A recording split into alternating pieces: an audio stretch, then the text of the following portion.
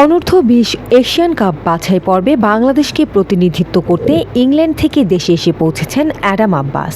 ঢাকায় পৌঁছানোর পরপরই তিনি সরাসরি যশোরে চলে যান। শামসুল হুদা একাডেমিতে চলমান ক্যাম্পে যোগ দেন ১৯ বছর বয়সী প্রবাসী উইঙ্গার। আগামী ৩১ আগস্ট থেকে ৫ সেপ্টেম্বর উজবেকিস্তানে অনুষ্ঠিত হবে বাছাই পর্বের ম্যাচগুলো। বি গ্রুপে বাংলাদেশের প্রতিপক্ষ স্বাগতিক উজবেকিস্তান, সিরিয়া ও ভারত।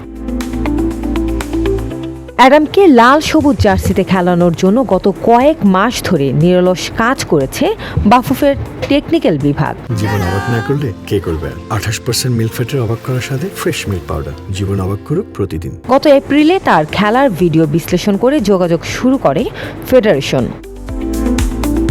পরবর্তীতে নাগরিকত্ব ও পাসপোর্ট সংক্রান্ত যাবতীয় নথিপত্র এবং অন্যান্য আনুষ্ঠানিকতা সফলভাবে সম্পন্ন করা হয়। উইংয়ে গতি, আক্রমণ তৈরির দক্ষতা, গোল করার ক্ষমতা, সতীর্থদের দিয়ে গোল করানো এবং আক্রমণ ভাগের একাধিক পজিশনে খেলার নৈপুণ্য বিবেচনায় তাকে দলের জন্য অত্যন্ত গুরুত্বপূর্ণ এক সংযোজন হিসেবে দেখছে বাফুফে।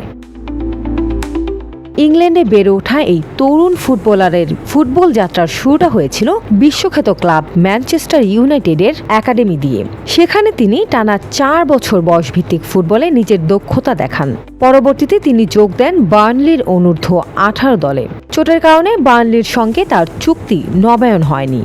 লোপা ইসলাম, নিউজ ডেস্ক, দৈনিক ইনকিলাব।